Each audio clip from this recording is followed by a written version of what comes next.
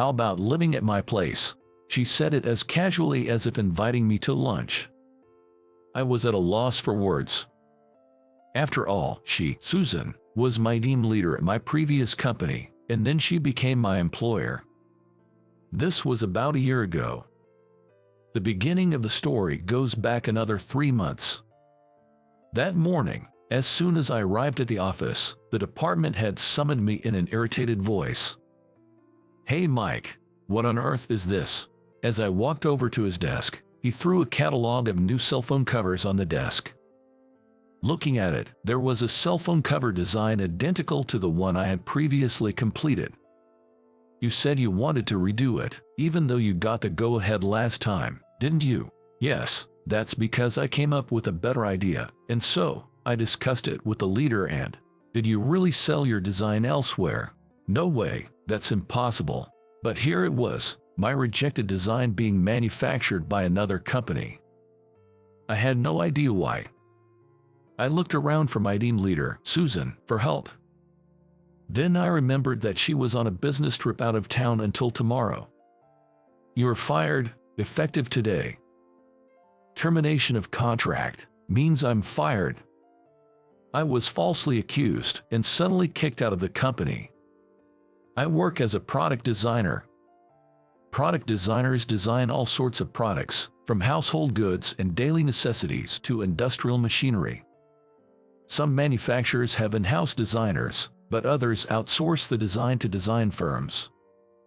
I used to be responsible for product planning at a manufacturer, placing design orders. But eventually, I became interested in design itself, quit my job, and studied design at a vocational school before being hired as a contract employee at the design agency. And then, I got fired. As I was packing up my belongings at my desk, I was approached in whispered voices from both sides. They were Ken and John, who became contract employees around the same time as me, but in different teams. Both were concerned about me. As I explained the situation, Ken looked at my face and asked, "Did you really sell it?" John said, "No way, it must be some mistake." "Well, it's fine. I wanted to work on something bigger anyway." I pretended to have a lot of leeway at best, and I said things that were mindless. On my way home, I stopped at a nearby convenience store and bought some beer and snacks. I was drinking at home out of frustration. I started drinking while the sun was still up and was completely drunk by evening. "Mike, you're home early, and why are you already drunk?" My live-in girlfriend, Emily, had returned from work. When I told her that I had been fired, she heaved a big sigh and said, "I told you over and over to give up on being a designer." I met Emily at the manufacturer I used to work for. She still works there. She strongly opposed my career change, insisting that it would be more stable if I stay with a large company. When I did change jobs, there was a gap between Emily and me. "Shut up, I wanted to be a designer. What's wrong with that?" In the end, was I wrong or was I mistaken? I drank myself into oblivion, my head spinning, and I ended up passing out. The next day, I slept until just before noon. On the living room floor, Emily had already gone to work. As I was drinking a glass of water just after waking up, the doorbell rang.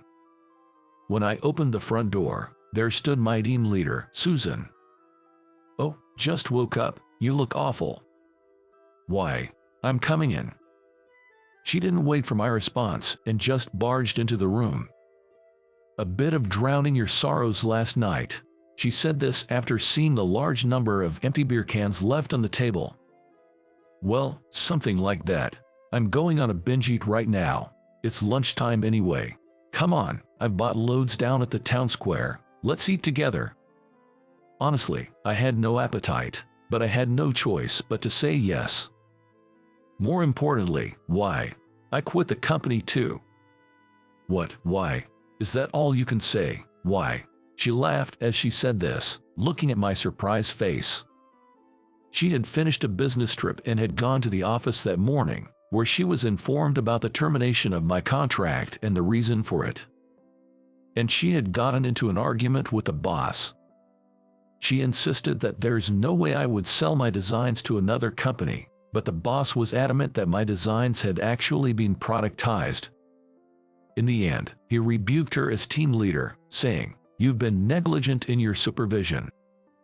He said I was negligent, so I said, "Then I'll take responsibility," and I quit.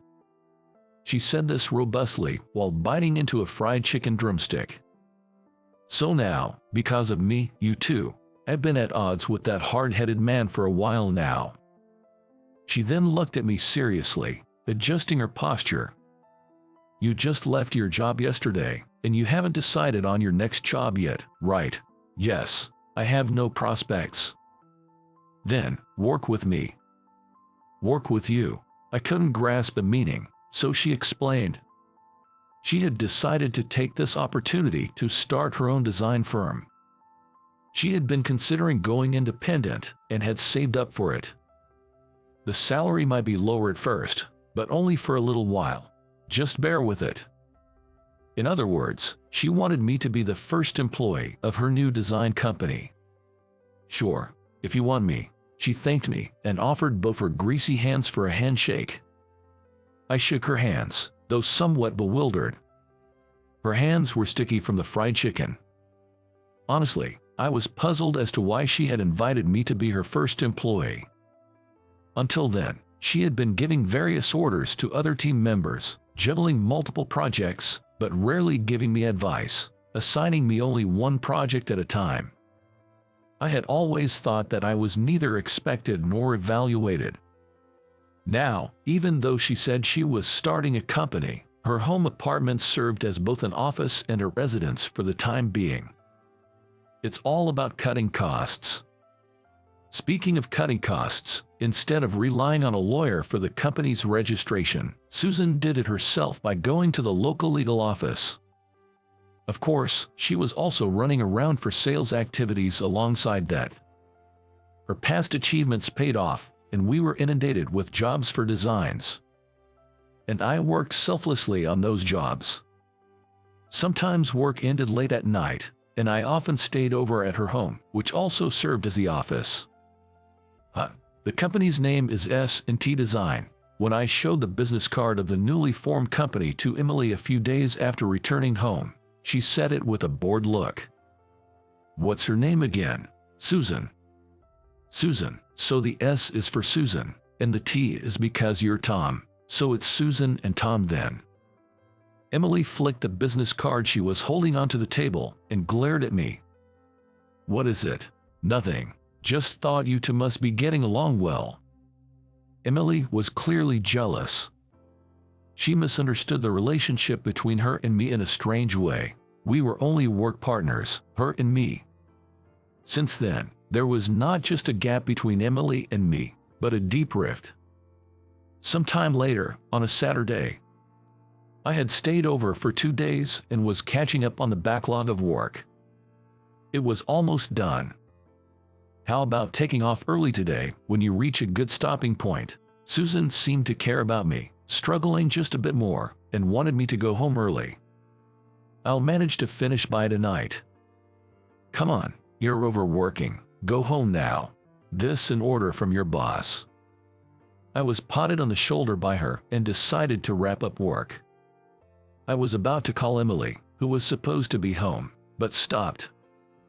I wanted to surprise her by coming home unexpectedly. I stopped by Emily's favorite bakery and bought a surprise cake as a gift. I opened the front door without making a noise. There were men's shoes I didn't recognize. I thought we had a visitor. I could hear the sound of a comedy show from the TV in the living room. But there was no sign of the visitor, Emily, in the living room. "Where's Emily?" I opened the door to the bedroom. Emily was asleep on the bed, her head resting on the chest of a man I didn't know. "Emily." "No, what? Why are you back?" The man hurriedly got dressed, said something cheeky like "see you later" to Emily, and hurried out. Emily sat on the bed with a sullen face, wrapped in a blanket. I threw the cake in its box at Emily, crammed my belongings into my backpack, and yelled, I'll come back for the rest of my stuff later. I'll let you know before I come." I stormed out. I wandered the streets with nowhere to go. Of course, I couldn't possibly go back and stay at work. I thought about calling Ken or John, my fellow contract workers, and telling them what had happened. What am I going to say? That I broke up with the girl I was living with and moved out? Certainly, then no doubt they would interrogate me, digging into every detail. Even I'm hurt by all of this. Drinking some booze and talking, I'm sure I'll end up crying. Eventually, I decided to stay in a comic book cafe I happened to notice until Monday morning. "Oh, were you off camping for the weekend?" she said on Monday, noticing my backpack as I was heading to work. "No, I've moved out of the house." "Did you have a fight with her?" "We broke up." She looked shocked for a moment, then said, "I don't know the details," but as a preface, and then casually said, "Why don't you live at my place?" As I hesitated, she added, "I don't mind at all. After all, you've stayed over plenty of times before." But that was for work. Never mind that. I found this old business card while I was sorting through some things. Look at this. The card she handed me was from when I was in charge of product planning at a manufacturer. "Why do you have this?" "We exchanged cards a long time ago. You don't remember, do you? I was at the design company before the one I'm at now." I had no memory of it, but she had been in charge of the design when my company had hired her. Usually, we would have multiple meetings to finalize the design, including the concept and functionality of the product. I made a few revisions to the rough sketch, and the design was pretty much settled, but you, a rookie, came to observe the meeting. I was trying to recall the time while listening to her story. "When we exchanged business cards, you were so stiff, barely looking at anyone's face, and your hands were shaking. I wondered if you were going to be okay as a newbie," she said with a chuckle. I could only respond with an embarrassed smile, feeling both pathetic and ashamed. At the end of the meeting, someone said, "Mike, tell us your thoughts. You were so nervous that your voice was cracking, and you said something completely off the wall, but it was something none of us would have ever thought of." I thought, what's with this amateur? What kind of ridiculous thing had I said? I couldn't remember. I thought that, but at the same time, I wondered where such an idea had come from, which I couldn't do. I thought. I was frustrated. If this guy gets involved in design, won't it be something incredible? I can't lose to him. With that, she stood up from her chair. I looked down, embarrassed. "The point is, we've known each other for a long time, so it's fine. Don't worry about it, just live here." The punchline of the story being that I should live here was confusing, but it somehow made me feel inclined to agree. "Oh, but you'll have to see something awful every morning." "What is it, exactly?" "My face without makeup." I stayed at her house as a temporary place to live until I could find a new home. The layout had a living and dining room used as an office and her bedroom, plus one more room. She suggested I use that room, but I declined, opting to lay out a sleeping bag on the living room floor when I slept. We sometimes ate together, and sometimes separately, but since neither of us cooked much, we ordered delivery or ate food we bought outside. Thus began our strange cohabitation, and about half a month had passed. We were working in the room when her cell phone rang. "Oh, Ken, long time no see." It seemed to be from Ken, my contract colleague. She listened to Ken's story, nodding, and said, "There's always next year. Don't be discouraged." He's here, living at my place. "No, it's different. My home is currently a home office and company housing." She said this and hung up, laughing. "Ken, as in that Ken?" "Yes." He says hi.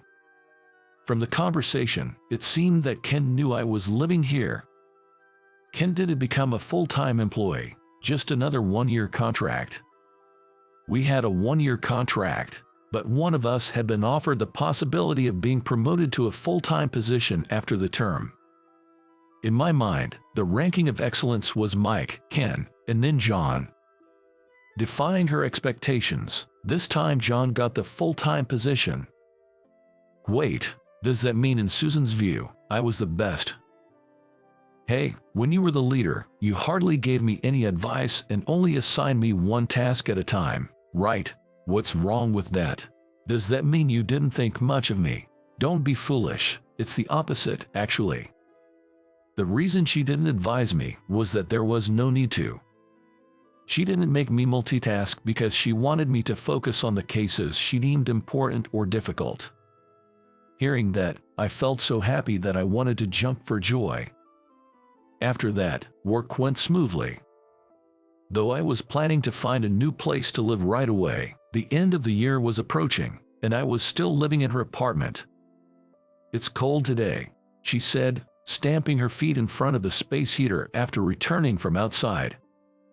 "They say there's a big cold wave coming." Well, I can't be defeated by a cold wave. There's a lot of work ahead. She had secured a new business opportunity upon visiting a client. However, it was a competition with another company. If we won the competition, it would lead to continued orders. The schedule is tight. Only 1 week until the competition, and on top of that, that company will also participate. That company, the company that gave us the opportunity to start our S&T design. She also invited me over, saying she'd gotten interesting news.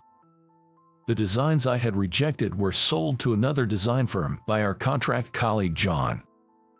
In his eagerness to be promoted, he tried to sabotage me to reduce competition. The company that bought the design from John also had other stolen designs and was reported by the client. And thus, John's actions came to light. John was fired just a few months after becoming a full-time employee, and another contract employee, again, became full-time. For the next week, I worked day and night on the design for the competition. The night before the competition, I finally finished the design drawing. I was so relieved that I fell asleep with my head on my desk. "Hey, you'll catch a cold like that." She had been resting in her bedroom and came to check on the workspace, where the lights were still on. Though I fell asleep, "The design is ready, it's right here." She said, "I know," and put her arm under mine to help me stand. "I'm fine, sleeping back. Come here, my bed's warmer." We won the competition. And the company grew. We established a new office and hired about 5 employees. As for me, I'm still living in her house. Not just as a work partner, but as a life partner,